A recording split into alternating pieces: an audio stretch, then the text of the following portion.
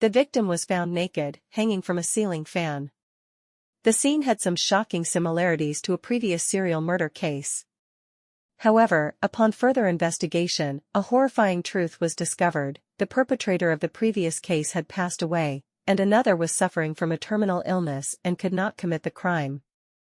Obviously, the real murderer was someone else. What was even more shocking was that this scene was connected to another serial murder case. As the investigation team got closer to the truth, another horrifying truth emerged: this serial killer had been dead for a long time. Chapter 1. 8:05 p.m. Right at dinner time, Truong Kai restaurant was still bustling as usual. Mixed in with the indistinguishable noise were continuous orders. A portion of food had just been brought out. But at this moment, the person receiving the food seemed to not care about the food, because they were busy watching someone else. A moment later, the person who received the meal left with the lunch box. He immediately took out his phone and texted, "Xiaoming, are you there yet? We're here, waiting." The person who delivered the meal put down his bag and quietly watched the other person walk to a nearby rental car. "Old G, do you suspect someone?" Xiaoming asked. No one answered. The man named Hu, often called Old G by his friends, was a famous investigative reporter for a major newspaper. In addition to his main job, he was also a blogger who specialized in recording mysterious events.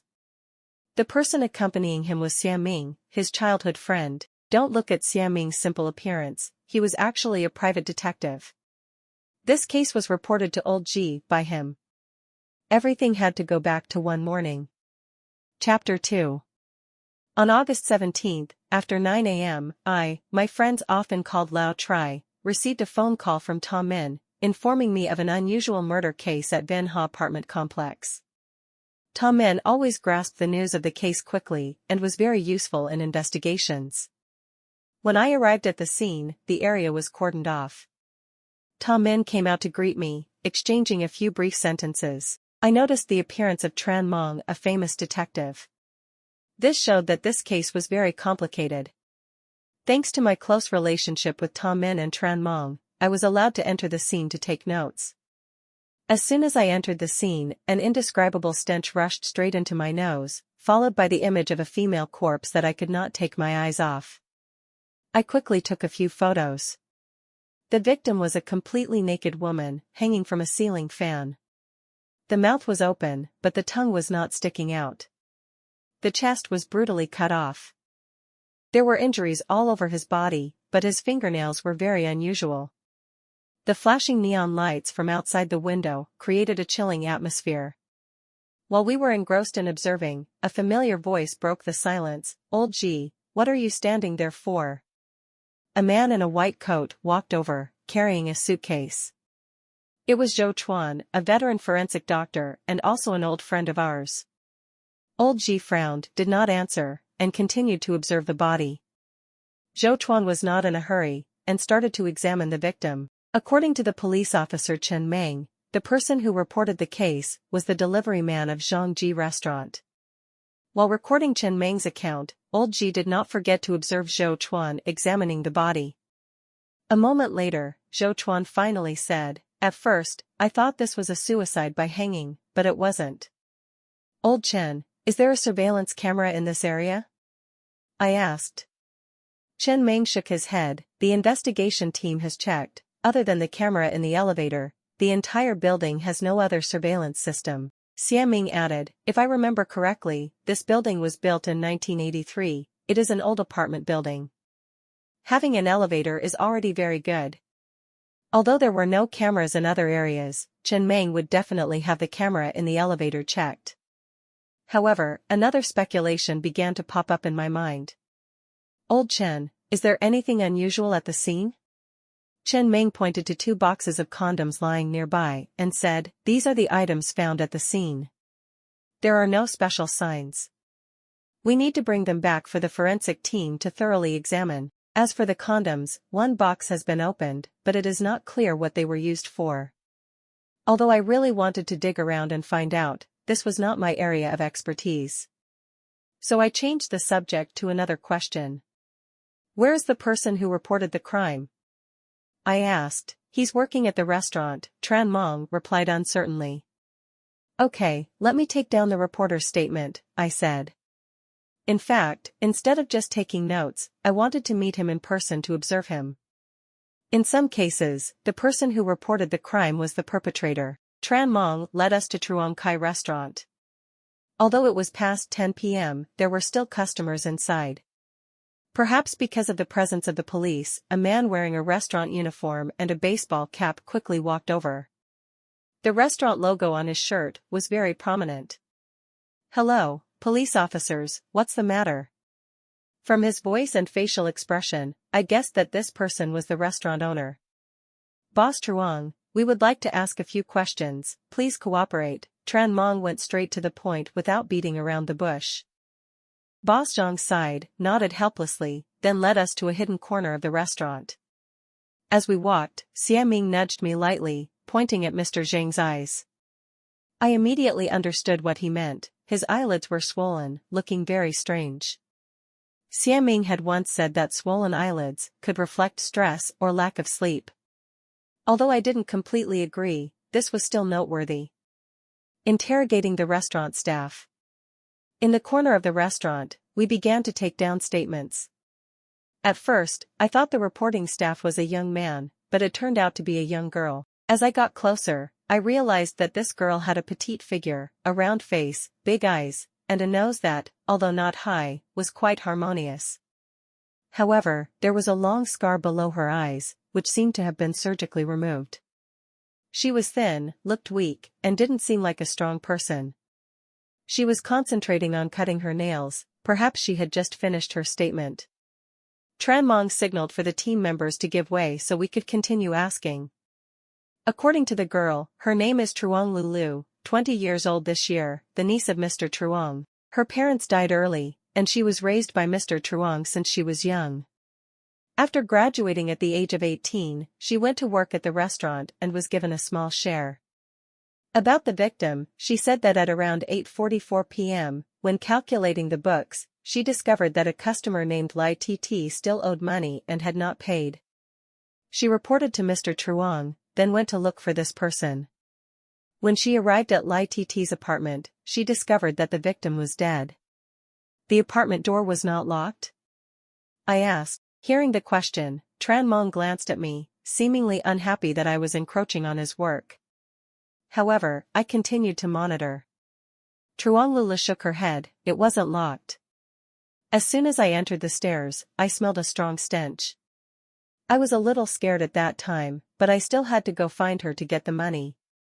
When I arrived at Ms. Lee's apartment, I knocked on the door, but no one answered. When I pushed the door open, I saw her hanging from the ceiling fan, completely naked. It was really scary. I was sure I had bad luck today.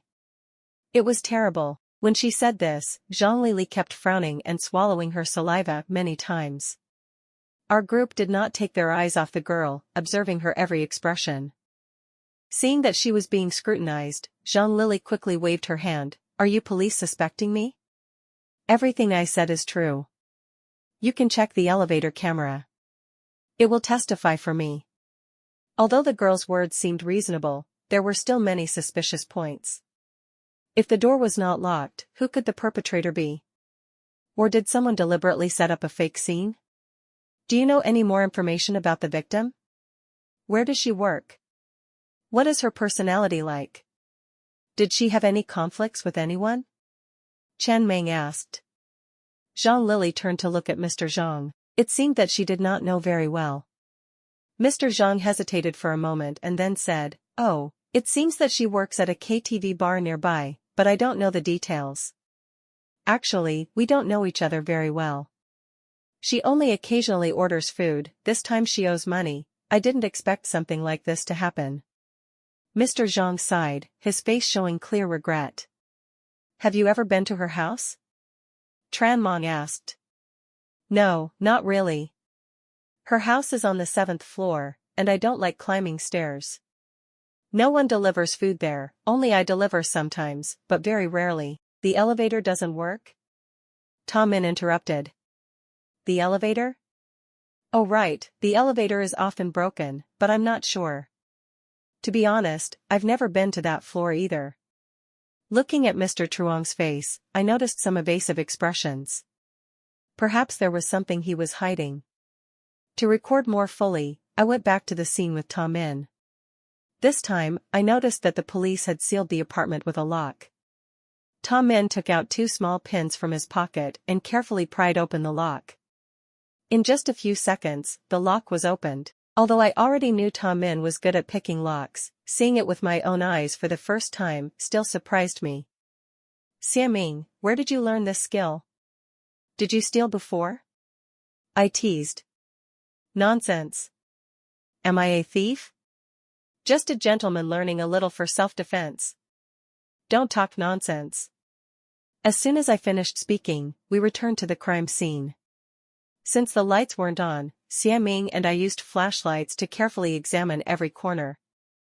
Everything was thoroughly checked for clues. The cold wind blowing in from the window made the ceiling fan, where the body had been hung, make a creepy creaking sound.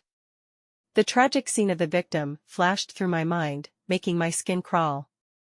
I'm sorry, I hope you can forgive me. I just want to help you find the truth, I muttered under my breath. Suddenly, a strong wind made the window hit the wall with a bang, sound, startling both of us. To investigate further, I decided to check the window. The window was the horizontal type. In theory, you just need to push it lightly and pull the latch to open it. But no matter how hard you tried, the latch wouldn't budge. Using a flashlight, I discovered that the window frame was broken. From the angle of the window, I saw a small passage outside. Surrounded by flashing signs of nearby shops, if the murderer escaped through here, there was a high chance that he risked his life to climb through this passage. But climbing through here was very dangerous, just a little carelessness could cost you your life. While I was wondering, I heard Tom Min calling out loudly, come here. The sound came from the bathroom. As soon as I entered, I saw Tom Min shining a flashlight on top of the cupboard. He had climbed up on a chair and pointed at the dust on it. Do you suspect that something was placed up here? I asked. That's right. Not only is this place unusually clean, but there are also 2 small holes. I guess this used to be where a camera stand was installed, Xie Ming replied. Where's the camera? It must have been taken away. Although we couldn't find the camera, the fact that one had been installed here was very suspicious. Afterwards, Xie Ming and I continued to search the room, but we didn't find anything special. What should we do now? Xie Ming asked. I pondered for a moment and then shook my head. Now we can only wait for the results from Chen Meng and forensics expert Zhou Chuan. After returning home, I tossed and turned all night. This case was really confusing. The victim had both breasts removed, but there was no semen from the killer. The room had a camera installed but it was destroyed. The windows were abnormally damaged. What was the killer's real purpose?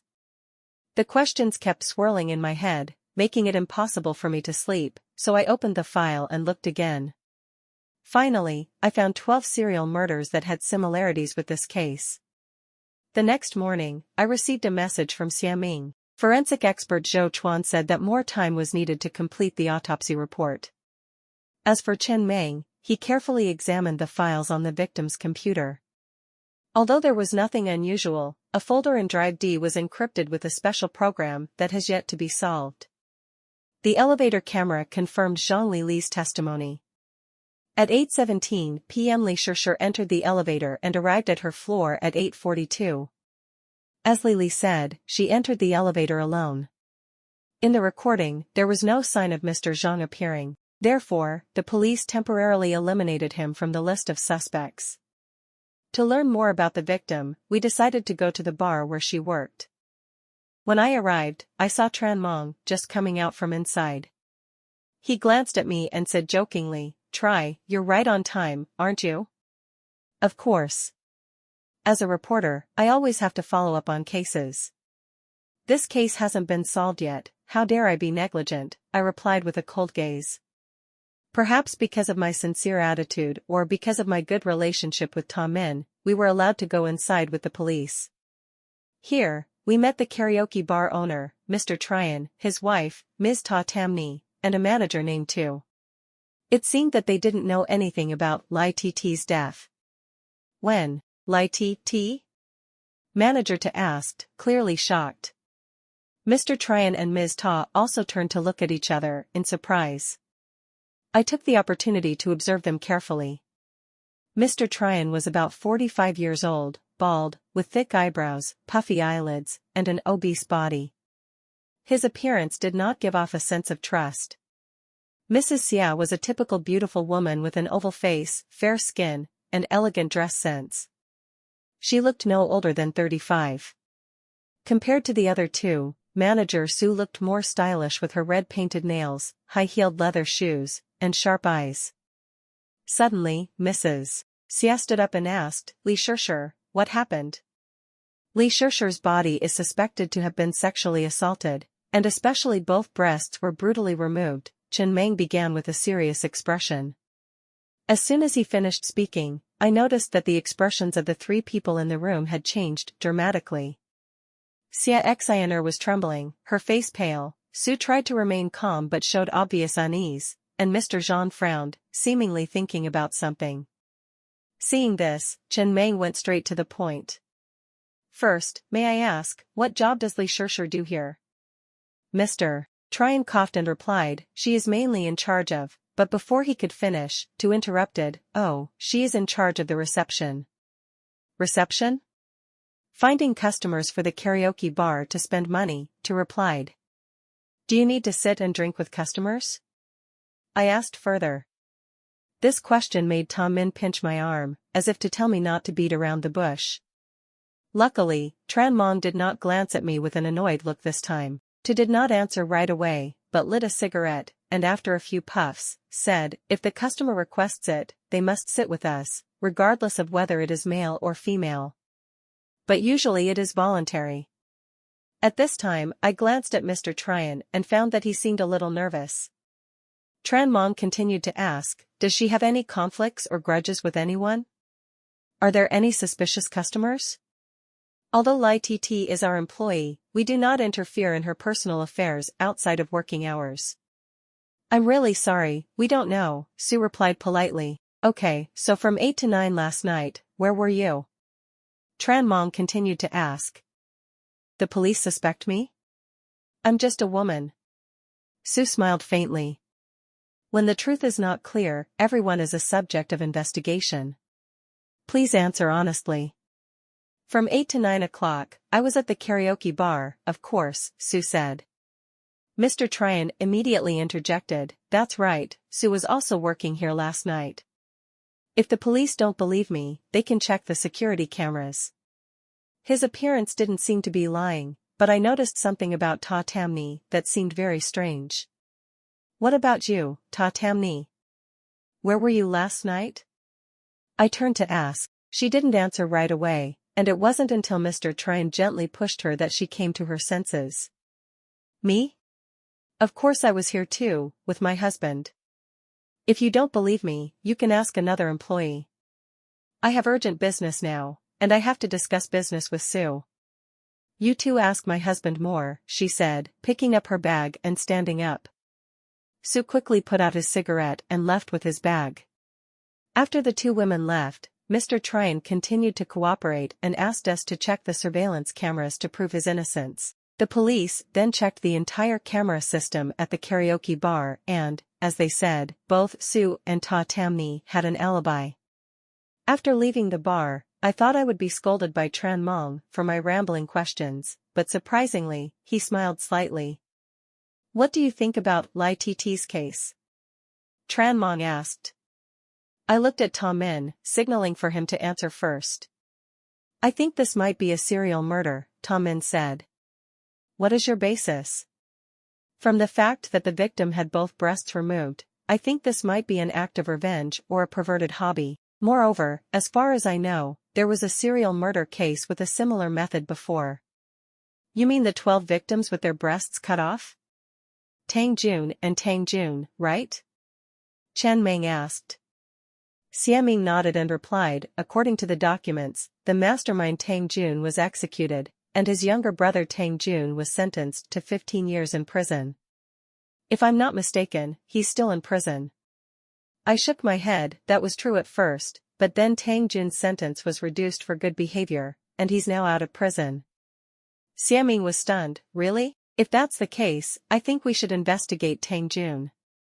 Chen Meng agreed, and after much effort, we finally found Tang Jun's current residence. Chapter 3. The man in front of us looked haggard, his hair disheveled, thin, and his eyes were dark. Tang Jun? I asked. He slowly raised his head, his eyes hazy. Xie Ming went straight to the point. Where were you on August 17th? Duangquan did not answer, completely ignoring the question.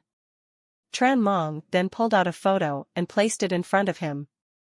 It was a photo of Lai Tt at the scene. The victim's face had been edited. Duangquan, do you recognize the person in this photo? As soon as he heard the two words photograph, Tang Jun immediately raised his head, his eyes glued to the photo. His skinny hands trembled slightly, his expression showing surprise and panic. I thought the case was about to be solved. But then Tang Jun said something that stunned us. It has nothing to do with me. You guys have the wrong person. He immediately returned to his calm state. Xie Ming and I turned to look at Chen Meng. All three of us were confused. Where was I on August 17th? Before Tang Jun could finish speaking, he lifted his shirt, revealing a shocking scene. At his waist, a urine bag was tightly secured.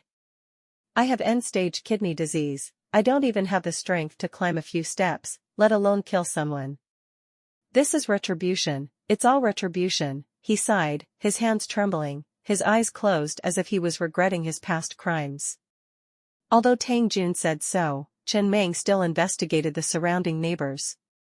In the end, the information showed that Tang Jun was really seriously ill, and had never left the area recently, and even had to change his urine bag with the help of volunteers in the community. Faced with the truth, the investigation team couldn't help but feel disappointed. Before we left, Tang Jun suddenly said, unlike my brother, some of his weird hobbies have reached the extreme. But this way of doing things is too crude. You guys should investigate more carefully from another direction. After saying that, he closed his eyes and continued to pray. Returning to the headquarters, my teammates and I kept thinking about Tang Jun's words. If the way of killing was crude, then the real killer wasn't a pervert with sick hobbies. So what was the motive? Revenge? Or intentionally misleading the police? Because I was so tired, I fell asleep without realizing it. The next morning, I was awakened by the familiar ringing of the phone. The caller was Min, his voice filled with urgency. Wake up. There's another murder, this time at Ban Noyet Park. After saying that, Min hung up the phone immediately, which showed that this incident was very serious. I rushed to the scene. The park was blocked off, surrounded by curious people. Min led us to the women's restroom area, where the body was found. Who is it? I asked Min. He frowned and shook his head. You see for yourself, the first stall. Even Min didn't want to describe it, which made me feel even more uneasy. But to clarify the truth, I had no choice but to go inside. As soon as I entered, a strong stench mixed with the smell of blood rushed straight into my nose, making me want to vomit. I stood in front of the first stall, walking slowly. The scene before my eyes made me suffocate. The victim was the manager of True Bar. Her body was hung up by a rope around her neck, her chest was also cut off, her legs were kneeling, forming a praying position. Although the scene was horrifying, I still tried to take pictures of the scene as evidence. After that, I bowed to the victim's body and left the restroom. As soon as I walked out, forensic Dr. Chu Shuyan was there. Mr. Chu. He and I looked at each other, without saying anything more. He nodded slightly and started working. After a while of careful examination, Mr. Chu concluded, the way the murderer cut the victim's chest is exactly the same as the previous case at the Yongsha building. The cause of death was strangulation. Similarly, the victim also had no signs of being assaulted, and no semen was found. It is most likely the same murderer. I remembered that last night around 10:30, we saw Su leaving the bar with Xie Xin'er. Were the two of them related to this incident? And was there any connection between Li Shirshir's death and her family? While I was deep in thought, Mr. Chu suddenly said a shocking piece of information. There is one more thing I have to tell you guys. After a thorough inspection, we discovered that Li Shirshir's time of death was actually 2 hours earlier than originally predicted. Furthermore, there were no fingerprints found on her body, so it was possible that the murderer had wiped them all away. This information completely overturned all our previous speculations. At that moment, Min pulled me to a corner of the rest area opposite the restroom, pointed at the security camera and said, "Captain, the surveillance camera was intentionally covered by someone." I looked up and sure enough, the camera lens was blackened with some kind of ink or paint. It seemed that the murderer wanted to avoid being exposed. After reporting the incident, the police proceeded to check the entire surveillance system in the park. There were a total of 12 cameras, of which 2 near the women's restroom were completely covered. With no other choice, we had to continue searching for clues from the remaining cameras. At the same time, Sue's case forced us to return to investigate the Chow Bar once again. What? Tu was murdered? How is that possible? Mr. Tryon, the karaoke bar owner, stood up, unable to hide his horror. Xie Xin'er immediately asked, "What happened? Tell me quickly." "Likely Shirshir, she was strangled and had her breasts cut off," Chen Ming calmly replied. This time he didn't glare at me anymore. As expected, Xie Xin'er's reaction was even more intense than before. Her whole body was shaking, her face pale. She almost fainted if Chen Ming hadn't caught her in time. Chen Ming looked at Xie Xin'er, saw that she was a bit confused, and asked, "Sister Xie, if I remember correctly, you came here with Director Su yesterday, right?" Xie Xin'er slowly calmed down, then said, "We did come, walked around the hallway, then returned not long after. Then we made an appointment to have tea at 4 p.m. Where?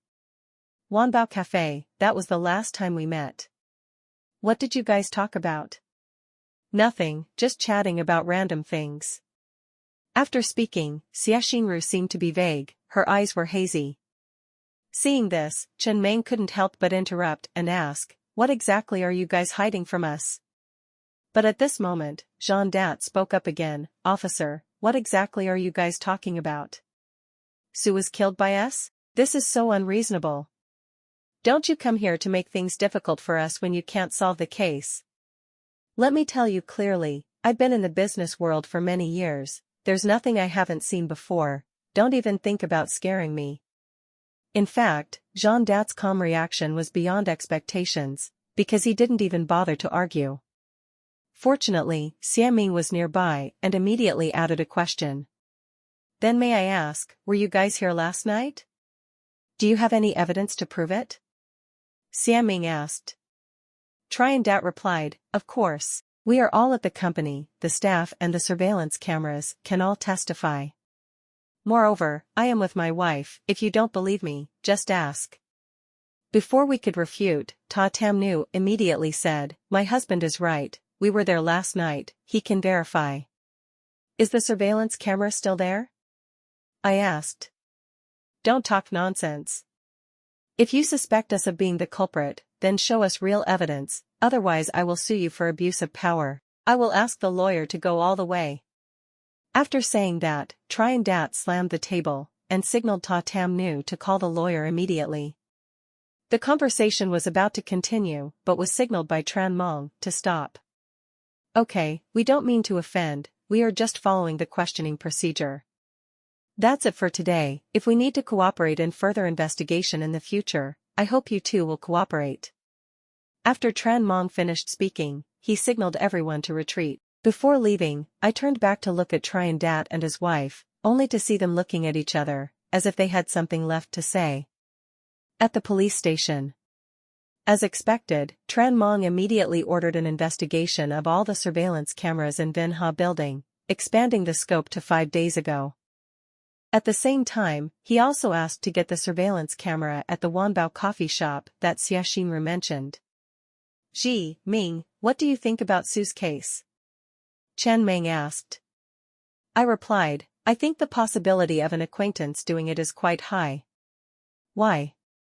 Sue is a KTV manager, and she is also an experienced person. It is absolutely not easy for someone like her to deceive her, unless. I agree with Xie's point of view. Xie Ming nodded. Chen Meng asked, so who do you suspect the most? If we sum it up, I think the highest possibility is between Li Tiantian and Zhan De, because it involves a love affair. But after talking to Xie Xin'er, I feel that it is a bit shady, so I cannot rule out the possibility that she and Zhan De are accomplices. I replied. Xie Ming added, Xie is right, it is also possible. Especially when mentioning Li Tiantian, Xie Xin'er's hands were shaking a bit, looking very unusual. Moreover, Zhan De and Sue's reactions also changed significantly. Therefore, I speculate that there are untold secrets between them and Li Tiantian. Noon, while waiting for the camera results, we decided to have lunch at a famous restaurant nearby, Zhangji Restaurant. This place is always crowded, and the owner, wearing a familiar baseball cap, immediately recognized us. 2 police officers, this time is. The owner looked and asked with suspicion. We were about to explain that we were not police officers, but Xie Ming quickly pulled me back, smiling and saying, Boss, don't misunderstand, this time we just came for lunch, it's nothing. Thanks to Ming's words, the tense atmosphere immediately disappeared. The owner greeted us and continued to be busy.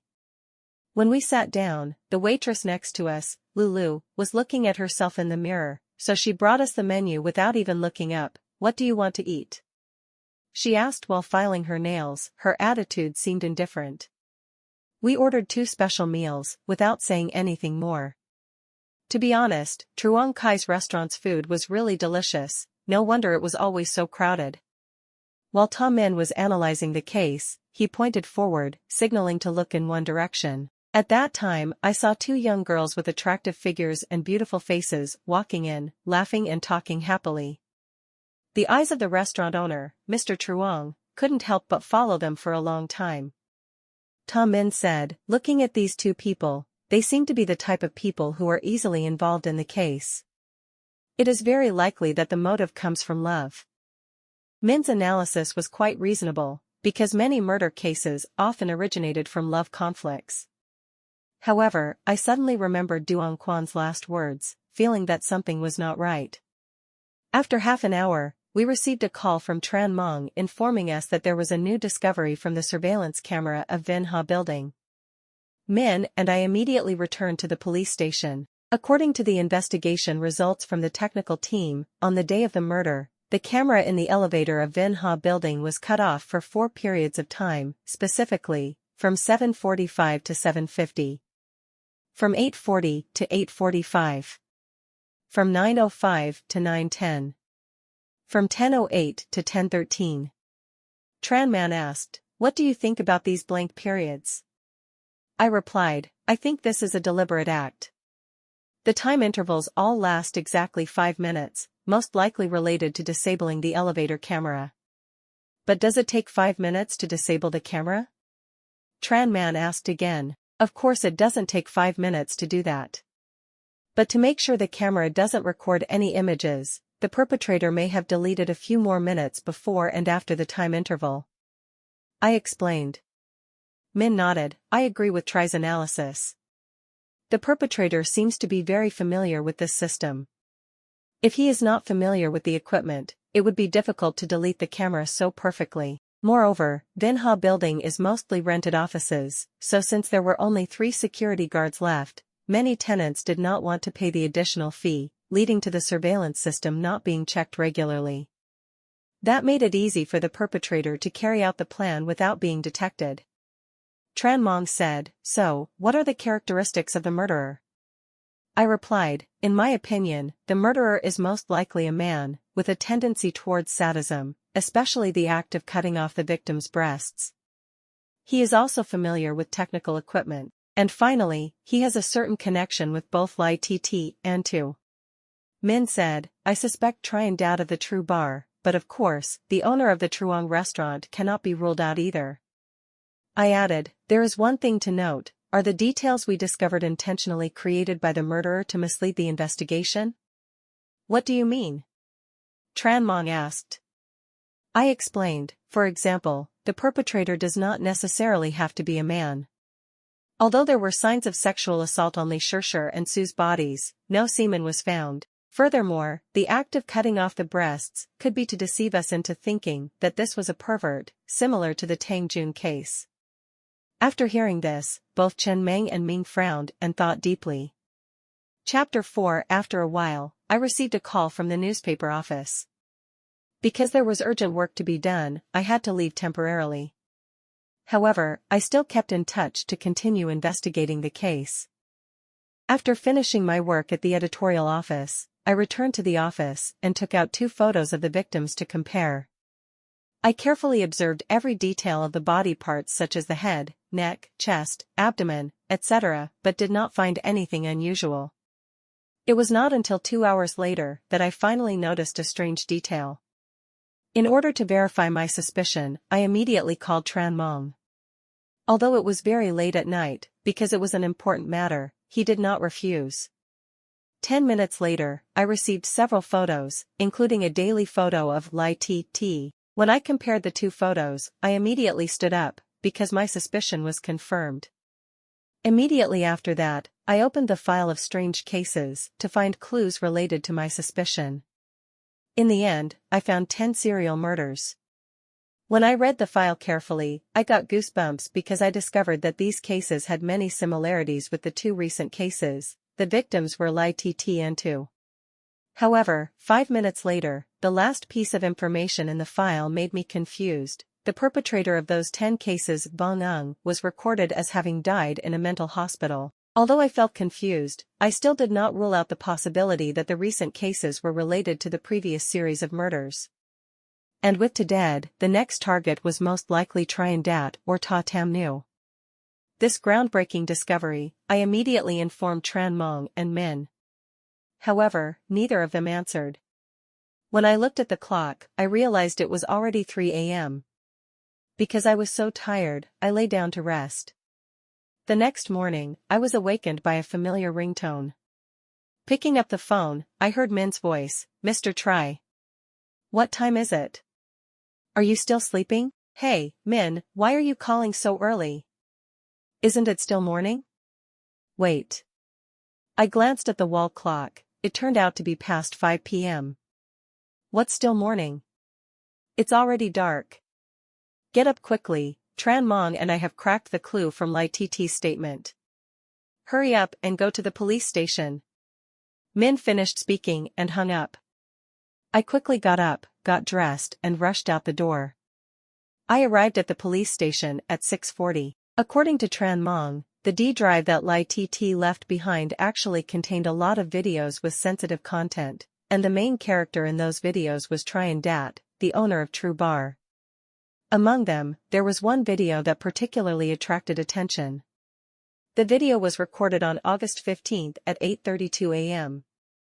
In the video, Trien Dat and Lai Tt were arguing in front of each other.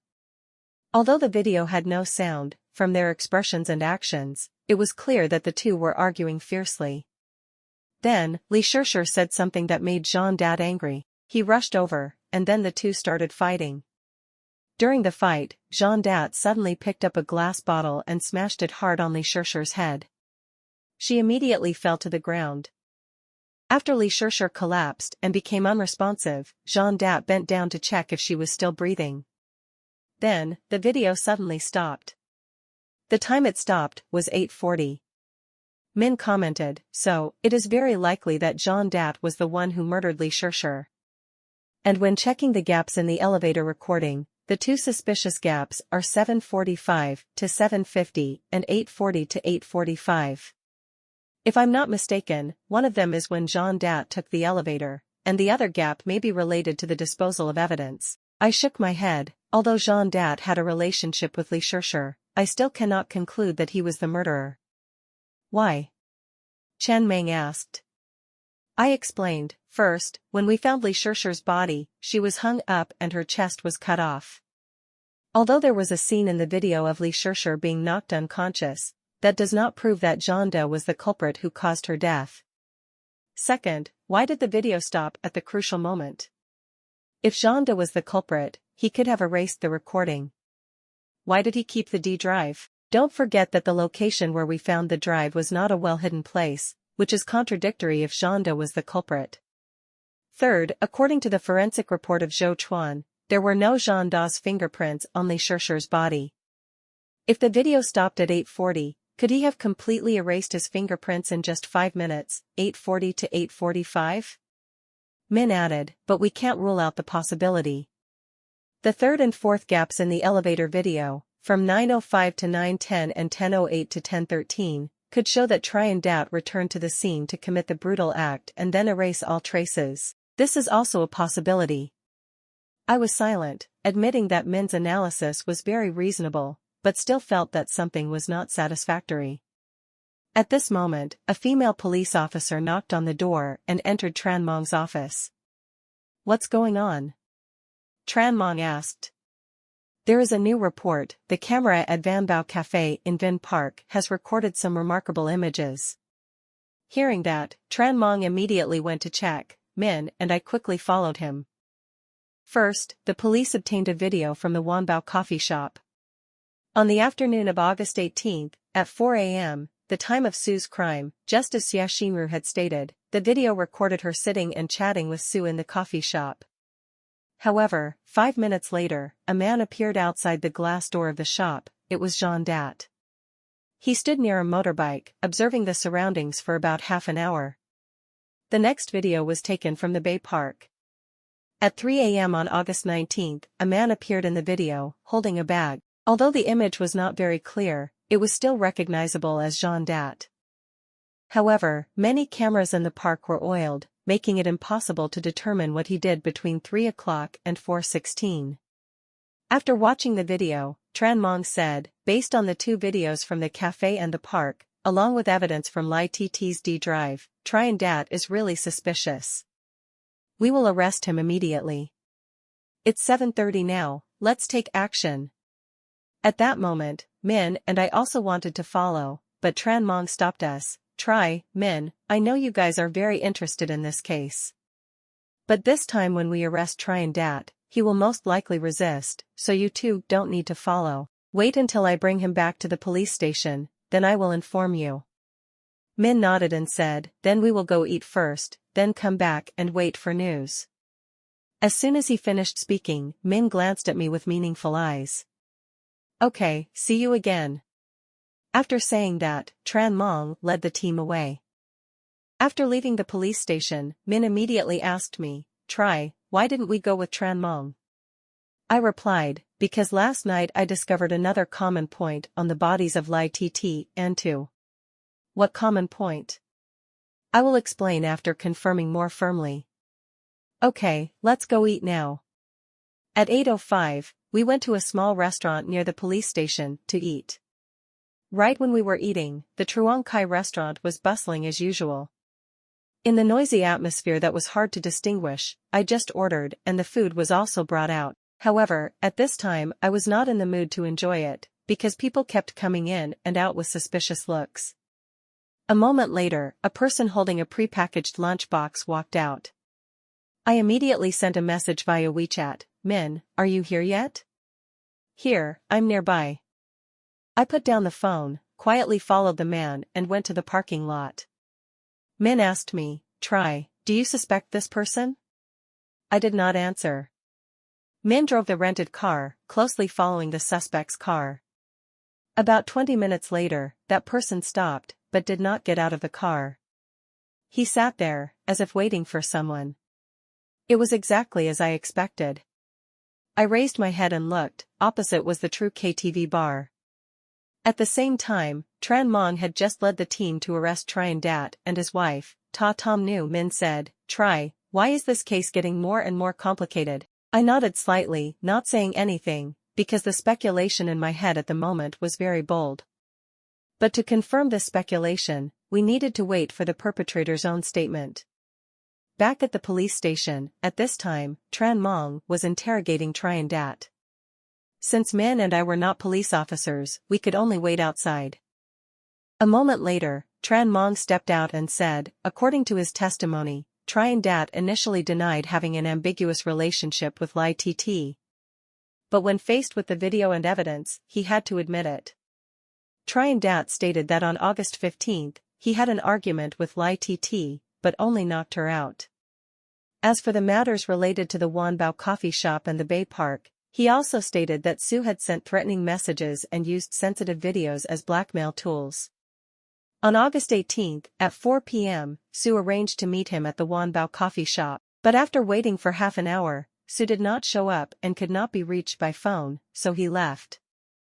A moment later, Tran Mong stepped out and said, according to his testimony, Tran Dat initially denied having an ambiguous relationship with Lai TT. But when faced with the video and evidence, he had to admit it. Tran Dat stated that on August 15, he had an argument with Lai TT, but only knocked her out. As for the matters related to the Wanbao coffee shop and the Bay Park, he also stated that Xu had sent threatening messages and used sensitive videos as blackmail tools. On August 18, at 4 p.m., Xu arranged to meet him at the Wanbao coffee shop, but after waiting for half an hour, Xu did not show up and could not be reached by phone, so he left. That night, around 10 o'clock, Xu texted him again to make an appointment at 3 o'clock in the morning at Bay Park. To get the videos back, Zhan Dat had to come. He also prepared the ransom money, but when he arrived, Xu was nowhere to be found. Feeling teased, he returned. Because the police did not find Xu's body at Bay Park, and Zhan Dat had deleted all the related messages to avoid his wife's discovery, his statement could not be completely verified. Currently, due to suspicion, he is still in detention. His wife, Xie Xin'er, showed no signs of being involved in the case, so she was released. Chen Meng asked me, "What do you guys think about this case?"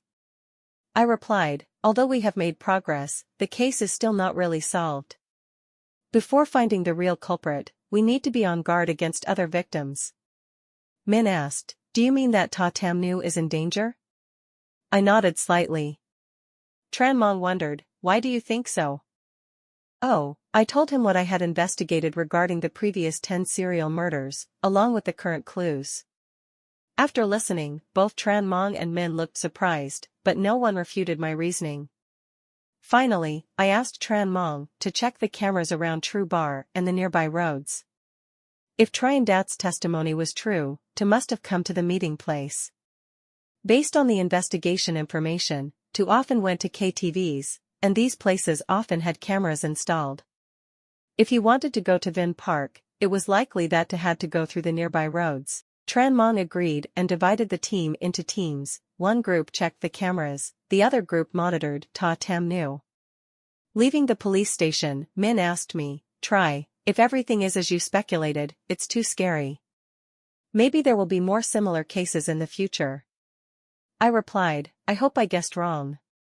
The next day, during lunch break, I received a text message from Min saying that Tran Mong had made a new discovery. I took the time to go to the police station. As soon as I arrived, Min gave me a thumbs up, while Tran Mong stood beside me, seemingly very satisfied with what the cameras from the KTV or the surrounding areas had recorded. Sure enough, the video from the camera showed that, at a turn, a motorbike passed by. Through the enlarged image, the driver was wearing a baseball cap and sunglasses. His face was unclear, but the clothes he was wearing had a very clear logo, with 2 words, Truong, Kentucky. I exclaimed, "The owner of Truong Kai?" Tran Mong said, "It cannot be confirmed at this time. But since the logo belongs to Truong Kai, we must investigate, because it is very likely that Tu was there. And clearly she is no longer alive to explain." Min agreed, "We should quickly interrogate, otherwise it will be too late." 15 minutes later, we arrived at the Truong Kai restaurant. This was the second time I had entered this place. When the group had just stepped out of the Truong Kai restaurant with Tran Mong, they saw in the distance a man who looked very similar to Mr. Truong dragging a suitcase and heading towards the rented car, seemingly wanting to leave. "Mr. Truong. Absolutely do not let him escape." Tran Mong shouted loudly. "Mr. Mong, give me the key.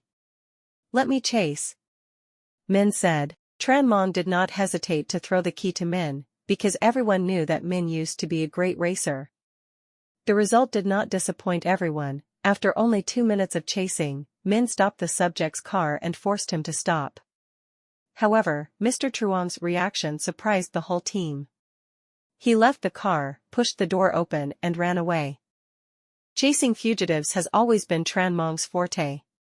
He jumped over the fence nimbly, displayed his skillful skills, and within 10 seconds, he had subdued Mr. Truong and escorted him to the police station. The entire process went as smoothly as in a movie, deserving of a perfect score. At the police station, Tran Mong began his interrogation. "Mr. Truong, we know very well what you have done. Now is the time to redeem yourself. If you confess honestly, you will be given leniency. If you resist, you will be severely punished." After speaking, Tran Mong slammed his fist on the table, making Mr. Truong turn pale with fear. However, he still tried to appear calm. I did not do anything illegal." "You? What right do you have to arrest me? Are you still stubborn? Or do we have to show you the video before you admit it? Mr. Truong, let me tell you, murder is no joke." Tran Mong's cold gaze made Mr. Truong tremble. He cried out in panic, "Kill. Kill someone? I didn't kill anyone. I swear to God, I didn't kill Lai Tt. Not at all." Seeing Mr. Truong's reaction, Min and I glanced at each other, feeling that it would be difficult for this suspect to continue to defend himself. Tran Mong curled his lips and smiled. "Okay, then tell the truth. What did you do to Lai Tt?" Being pushed to the limit, Mr. Truong had no choice but to confess. On the evening of August 15, around 9 o'clock, he entered the Vinh Ha building by elevator. At that time, he saw Trien Dat leaving Lai Tt's apartment in a hurry.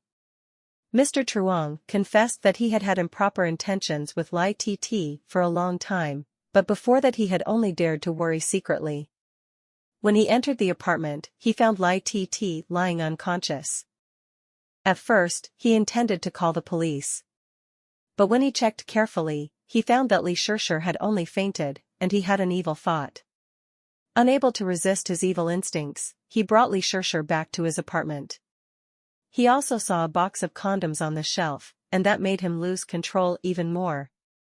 After committing the depraved act, he was afraid that Xie Xin'er would find out, so he hurriedly brought her back to his apartment before 10:13. After listening to the testimony, I felt that it was somewhat reasonable, because this period of time coincided with the moment when the camera in the elevator lost signal. I turned to look at Chen Meng, but he only nodded slightly. I asked, "Mr. Zhang, why did you see Zhan Dat coming out of the apartment at that time? Did you see it with your own eyes?" Mr. Zhang replied, "I didn't see it with my own eyes. My niece told me while eating." "My niece?" I frowned, glancing at Min at the same time. Tran Mong calmly said, "We have checked all the cameras in the Vinh Ha building. Except for Truong Lulu who discovered the body at that time, there is no sign of anyone else entering or leaving the apartment during that time." The group fell into deep thought. Tran Mong said, "Mr. Truong, we will conduct a search of your residence. Please cooperate. Mr. Truong's residence is right next to the Vinh Ha building, part of the Vinh Kang building. This explains why he often appears nearby. His apartment is on the 7th floor, which is significantly smaller than the apartments in the Vinh Ha building." As soon as they entered, the police immediately began a thorough search. At first, Mr. Truong appeared quite calm, as if there was nothing to worry about. However, 10 minutes later, a horrifying discovery shocked everyone. In his apartment, the police found 2 female breasts wrapped in wax, along with a tablet. When checking the tablet, Chen Meng discovered sensitive videos of Xie Xin'er and Zhan Dat's relationship, as well as many selfies of Sue. "Mr. Zhang, how do you explain these things?" Chen Meng asked. Looking at the evidence, Mr. Zhang panicked. I don't know anything about these things. Someone framed me. I only admit that I raped Xie Xin'er, but I didn't kill her. As for that woman, I don't even know who she is." "Wait." Chen Meng interrupted. Then he asked, "Mr. Zhang, did your niece live with you before?" "Not now, of course not." Mr. Zhang replied. "What about before? Did she have the house key?" Chen Meng and Min looked at Mr. Truong in unison. She used to live there. After her parents left her a fortune until she was old enough to inherit, I also spent a little more to buy her a separate house. After all, her parents passed away early, and I love her. I just want to leave her some assets. Is it the apartment on the 6th floor? Does she have the key? Tran Mong continued to ask. She probably has the key. It's in the first drawer. After getting the key, the group immediately went to the 6th floor to check. When Tran Mong tried to insert the key into the lock, he discovered that the key didn't fit. The lock had been changed, which further increased their suspicions. Fortunately, in the group was Min, a person who was very good at unlocking. With just a string and a few simple steps, Min was able to open the lock easily. When the door was opened, the scene inside left everyone amazed. The room was almost empty, with only a cabinet and an internet cable connecting two electronic devices. The police also found a small box. When they opened it, there were a series of photos inside. What shocked everyone was that these photos were all of the victim's fingernails. Nails. That's right, fingernails. Min exclaimed, his eyes filled with excitement because his guess might be correct. Seeing Min's excitement, the whole group was also surprised. Tran Mong turned to Mr. Truong and asked urgently, "Where is your niece, Truong Lulu?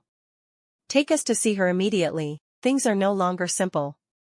"She is going to eat," Mr. Truong replied with an embarrassed look. As soon as they heard the answer, Tran Mong and Min immediately left, leaving Mr. Truong to the other teammates to supervise. However, when they arrived at the restaurant Zhangji, no one saw Zhang Lili. All the staff in the restaurant confirmed that they had never seen her today. A chill ran down Chen Meng's spine. He immediately said, "Ming, I'm worried that Xie Xin'er is in danger." The situation became urgent. Chen Meng quickly called the two policemen who were following Xie Xin'er. They reported that since leaving home, Xie Xin'er had not had any suspicious actions. Hearing this, Chen Meng seemed more at ease. However, to be careful, he still ordered his teammates to escort Xie Xin'er to the police station. However, 10 minutes later, a call from his teammates shocked the whole group. "What? She escaped? Didn't you guys check the surrounding area carefully?" "Useless," Chen Meng shouted loudly. The two teammates reported that when they arrived at Xie Xin'er's house, they found that she had escaped through the back door, which was blocked by a wall of plants, making it difficult to detect. Min asked Chen Meng to call Xie Xin'er, but her phone was turned off. They also tried to contact Zhang Lili, but the result was the same. Everyone understood that this was absolutely not a coincidence. Min questioned Mr. Zhang. "Mr. Zhang, besides this room, is there any other place where your granddaughter could hide? Tell me quickly, this is a human life." "No, there is no other place. I'm sure Lili is not a murderer. She is very gentle," Mr. Zhang explained. "Zhang Lili may not be, but what about Wang Ying?" Min said loudly. "What? Wang Ying? Who is she?" Mr. Zhang asked, looking confused. Without answering, Min quickly flipped through the files and found an address. Number 10, V Fong Alley. Min read aloud. Tran Mong frowned, "But that area has been demolished and rebuilt." "Are you sure?" Min replied, "I'm not 100% sure, but this place used to be a place where Wang Ying and Xie Xin'er had frequented. If Xie was really kidnapped, there's a high chance she would have been brought here." Tran Mong still hesitated, as if thinking about something. "Brother Mong, trust me. There's no time to investigate further. Xie Xin'er is in danger, her life is in danger," Min urged. Finally, Tran Mong decided, "Okay. Everyone follow me, go to Wei Fong Alley immediately. We must rescue the hostages at all costs." Yes, although the Wei Fong area was quite far away, thanks to Ming's familiarity with every nook and cranny, they arrived faster than the other police teams. After just a few turns, they found house number 10. The scene here was extremely desolate. The brick walls were covered with green moss, the street lights were covered with cobwebs. The noise from inside, along with the strong stench, slowed down the group. "What is it? Why is it me?" a female voice rang out. Based on the sound, the group quickly realized that it was Xie Xin'er. Guess? Who else could it be? Another female voice replied. "It was Zhang Lili. I beg you, let me go. If you want, I'll even give up my husband." "Husband? Who is your real husband? Who is the one who should belong to me?" Right after that, a loud banging sound rang out, as if someone was hitting a hard surface with something. Zhang Lili was clearly very angry. "Ah! Save me! Save me!" Xie Xin'er screamed in panic. Hearing that, Chen Meng couldn't hold back anymore, rushing straight in to rescue. Ming quickly pulled him back, signaling that he needed to calm down to avoid danger. Ming glared fiercely, his eyes seemed to be questioning why this was happening. He moved his position, signaling everyone to come closer, because through the crack in the wall, they could clearly observe the situation inside. They saw Xie Xin'er's entire body was soaked, the strong smell of gasoline wafting throughout the room. It was clear that she had been doused in gasoline. If she carelessly rushed in, just a spark would end her life. Chen Meng couldn't help but break out in a cold sweat. "Just call. Call out loud. Is there anyone else here to save you? This area has become a deserted area, haha." Ta Tamni's face turned pale, her lips trembling. "Who are you? What do you want in the end? Wife, don't you even recognize me?" As soon as she finished speaking, Zhang Lili took a pair of nail clippers and grabbed Xie Xin'er's hand.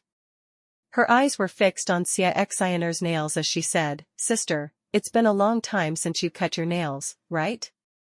They look so ugly." Zhang Lili began to meticulously cut Xie Xin'er's nails. But at this moment, Xie Xin'er was trembling violently, her whole body convulsing with fear. "Please stop." Zhang Lili did not respond. She continued to cut her nails, so meticulously that each nail was cut into a certain shape. "I beg you. Forgive me." Xie Xin'er begged. Zhang Lili paused for a moment, raised her head, and smiled strangely. Don't you see? Your nails are really beautiful. Much more beautiful than those two women Li Shishir and Su Man, those vixens, haha." Hearing this, Xie Xin'er became even more frightened, her face pale, her eyes filled with despair. "Did you kill them?" Zhang Lili stopped her hand, glaring at Xie Xin'er. "That's right. One stole someone else's husband and one used tricks to steal someone else's husband. Both of them deserve to die. And so do you. The police will never know that those two women were killed by me, ha ha ha." Hearing this, Xie Xin'er trembled even more, her lips moving. "What are you going to do to me? What do you want in the end?" Zhang Lili retracted her strange smile and said in a chillingly calm voice, "Baby, we will be together. Only then will we never have to part again." "What are you going to do?" It's just so that we can never be apart. Be good, it won't hurt that much." After saying that, Zhang Lili pulled out a lighter from her back pocket. The situation became extremely dangerous. Just as Chen Meng was about to rush in to rescue the hostage, Zhang Lili suddenly shouted, "AAA! AAA!" She collapsed to the ground, holding her head in both hands, her whole body convulsing, her mouth continuously muttering, "This woman! You dare to ruin my plan? I told you to get lost. Get out."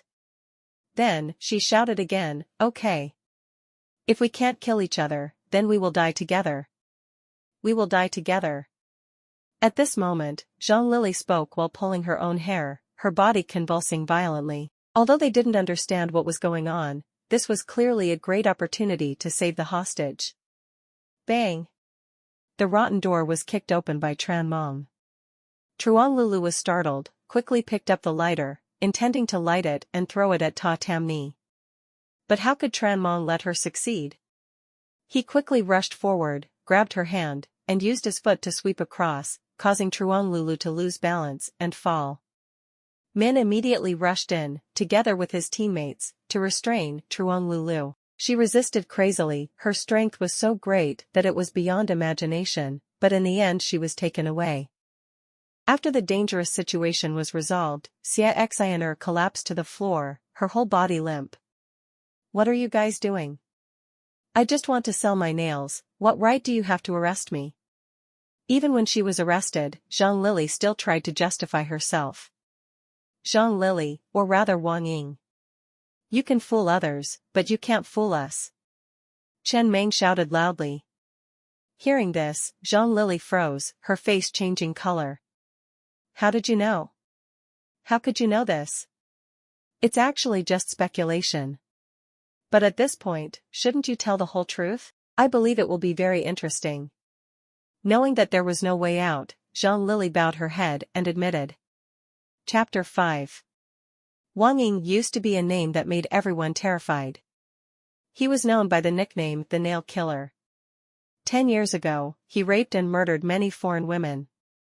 After each crime, he always meticulously cut the victims' nails, because he considered them as his dead wives. After being arrested, Wang Ying was diagnosed with a serious mental illness, so he escaped the death penalty. He was imprisoned in a mental hospital for the rest of his life. However, one day, Wang Ying discovered that he had received a kidney transplant for a female patient. This was so strange that no one could believe it, but his soul had somehow entered the body of that woman. That woman was Zhang Lili, the niece of the owner of the Zhangji shop. Zhang Lili was orphaned in an accident since childhood. She grew up under the care of her uncle.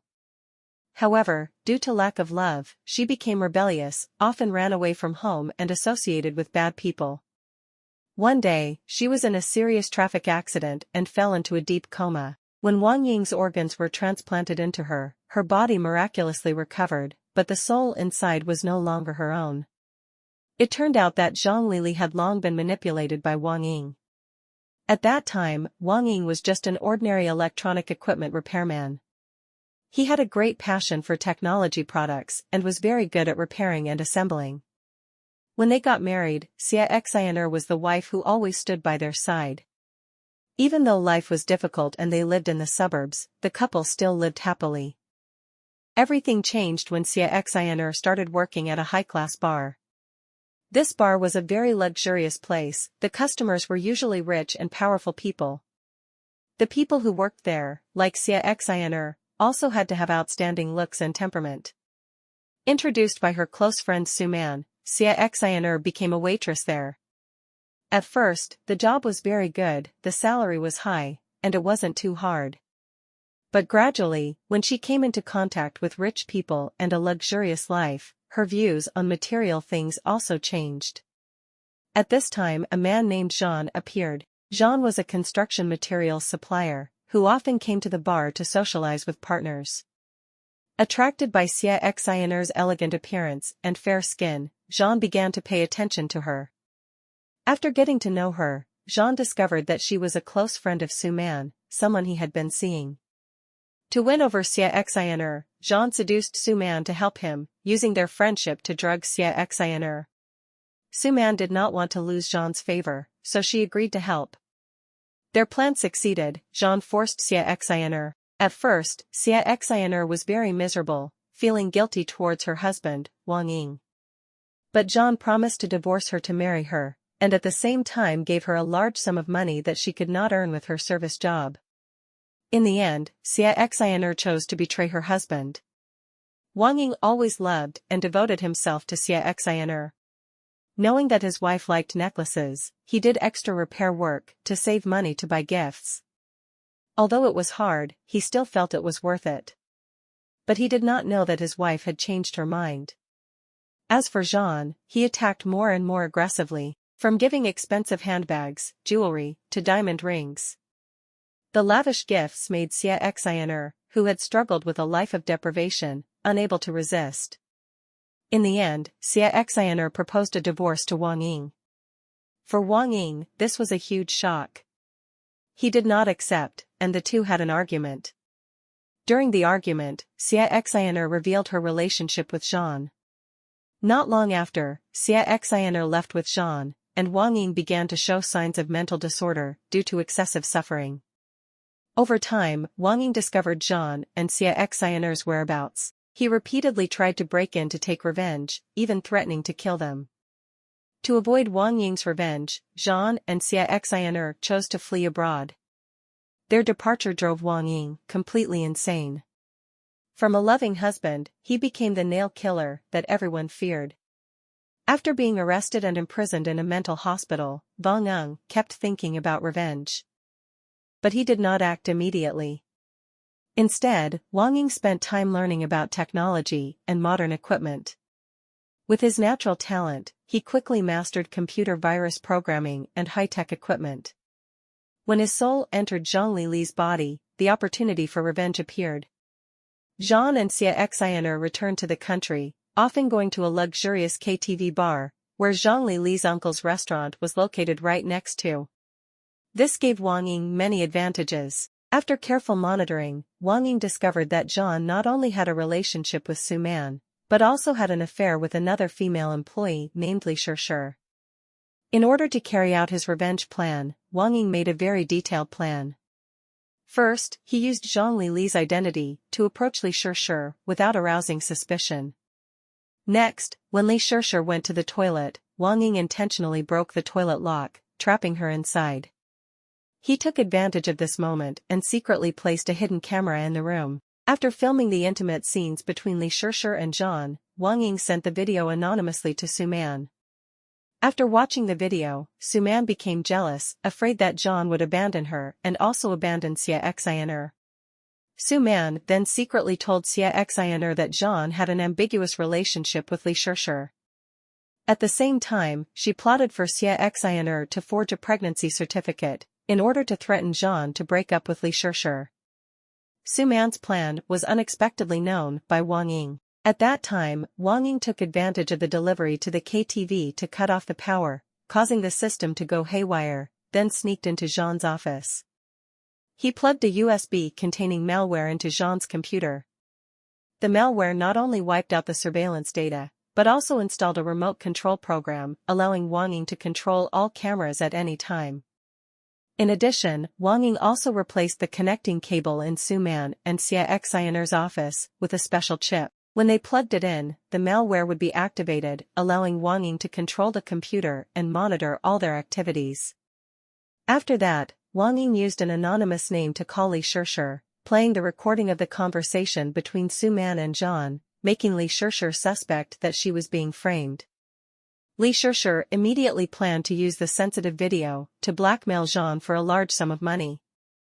During the argument, Zhan lost control and beat Xie Xin'er until she was unconscious. In a panic, he left, not knowing that the entire incident had been recorded by the hidden camera that Wang Ying had installed. After learning the whole process, Wang Ying began to implement the next plan. To make it difficult for the police to track him down, he pretended to stop by Uncle Truong's restaurant, met him by chance, and told him the story. Zhang Lili's uncle, who had long coveted Xie Xin'er, immediately went to check. When he found Xie Xin'er unconscious, he couldn't help but rape her. The whole process was also recorded by Wang Ying with a hidden camera. After Uncle Zhang left, Wang Ying returned to the scene, climbed through the broken window to enter Xie Xin'er's room. In order to frame Zhan and satisfy his own perverted mentality, he brutally murdered Xie Xin'er. He then cut off the victim's chest, imitating the way the two brothers Tang Jun and Tang Hai committed the crime to mislead the police. After committing the crime, Wang Ying collected all the hidden cameras in the room, including the video recording of Xie Xin'er and Zhan. He put these files on a USB and locked them with a complex code, ensuring that the police would take time to decode them. This was to prolong the investigation and confuse the police's direction. Before leaving, Wang Ying also deleted all the hallway camera data, making it impossible for the police to determine who entered and exited the area. To distract Zhang Lili's uncle, Wang Ying then called with the excuse that Xie Xin'er owed money for food. The uncle then panicked, called the staff to check, and immediately discovered Xie Xin'er's body. Wang Ying's plan caused the police to remove Uncle Zhang from the suspect list. Thanks to that, he had more time to continue dealing with Su Man and Xie Xin'er. Thanks to the installed malware, Wang Ying eavesdropped on the conversation between Su Man and Xie Xin'er. They planned to meet at 4 p.m. at a coffee shop to discuss. Wang Ying then sent an anonymous email to Zhan, along with a sensitive video between him and Xie Xin'er, along with a video of them arguing and beating each other. The email requested that Zhan bring the money to the transaction location, a corner of a coffee shop that was not within the surveillance camera range. Su Man, unaware that she was being monitored by Wang Ying, continued to work as usual. Waiting until midnight, Wang Ying used malware to control Su Man's phone, sending a fake message asking Zhan to meet at a seaside park at 3 a.m. The message asked Zhan to bring 3 million yuan in exchange for the sensitive video. After sending the message, Wang Ying immediately erased all traces, leaving Su Man completely unaware. Wang Ying prepared everything, hiding in the dark waiting for Su Man to appear. When she arrived, he suddenly used a towel soaked in ether to make her unconscious. Wang Ying then took the unconscious Su Man to the KTV. He deliberately left traces for the surveillance camera, but at that time he wore the baseball cap that Zhang Li's uncle usually wore, and also wore the restaurant uniform. The purpose was to divert the police's suspicion to Uncle Zhang, because he had an ambiguous relationship with Xie Xin'er. Zhang's uncle would definitely panic and temporarily hide, making him the ideal scapegoat. After arriving at the seaside park, Wang Ying dragged Su Man into the women's restroom to carry out his brutal revenge and kill her. Before that, he used black paint to obscure many surveillance cameras in the park, leaving only one camera in an important area as evidence to accuse Zhan. As expected, Zhan brought money to the park at 3 a.m. The camera recorded his appearance there. At this time, Su Man was already murdered, but Zhan did not know. Wang Ying hid in a dark corner to observe his every move. After waiting for a while, Zhan left in despair, and it was all part of the plan that Wang Ying had arranged. When the police decoded the videos on the USB at Xie Xin'er's crime scene, they found clues from the coffee shop and the park. Zhan was arrested for questioning, and Xie Xin'er also went along to assist him. While the police were focusing on the investigation, Wang Ying sneaked into Xie Xin'er's house, drugged her, and prepared a plan to escape. Because the police had no evidence to prove that Xie Xin'er was involved in the case, she was quickly released. When Xie Xin'er returned home, Wang Ying was already waiting. At this time, he was well prepared. The videos of Xie Xin'er, the pictures of the dismembered bodies of Su Man and Xie Xin'er were all sealed with wax.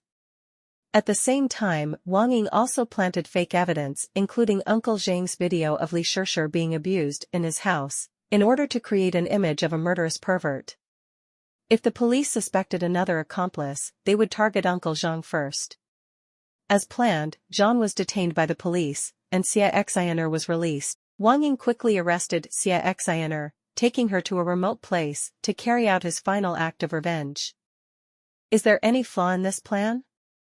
Everything is perfect, Wang Ying muttered. The person opposite pointed at his fingernails. This is the key point. Through the autopsy of Xie Xin'er and Su Man's bodies, we discovered that their fingernails were trimmed very short. According to the records, Su Man had long fingernails before. Both the cut breasts and signs of sexual assault were just a disguise. Hearing this, Wang Ying fell silent. Finally, with Wang Ying's arrest, the 10-year-long series of bizarre murders was officially closed. However, the ending was not perfect. Xie Xin'er, due to the shock, suffered severe psychological trauma and had to be hospitalized in a mental hospital for treatment. Zhan, although not the murderer, the evidence of attacking Xie Xin'er was undeniable. In addition, he was also found to have laundered money, traded illegal substances in KTVs, and raped women. In the end, Zhan was sentenced to life in prison. Zhang Lili, after being arrested by the police, had a mental breakdown. She then committed suicide by hitting her head against the wall in prison. After examining Zhang Lili's body, forensic doctor Zhou Chuan discovered that there were unexplained abnormalities in her body. Was Zhang Lili psychologically affected by the 10-year-long case that led to personality disorder, or was she actually psychologically implanted by Wang Ying? The answer is still unclear. If it is the second possibility, then more terrifying events may occur in the future. Epilogue. Why did things turn out like this? Why did they treat me like this? That was the last sentence Wang Ying said to Xie Xin'er, his eyes filled with hatred and pain. This sentence was recorded in the strange events file, which was also the last story of the case. If you let go, why be stubborn? One thought of compassion, all things become good. One thought of hatred, 1,000 things become evil. Good and evil are only a thought away.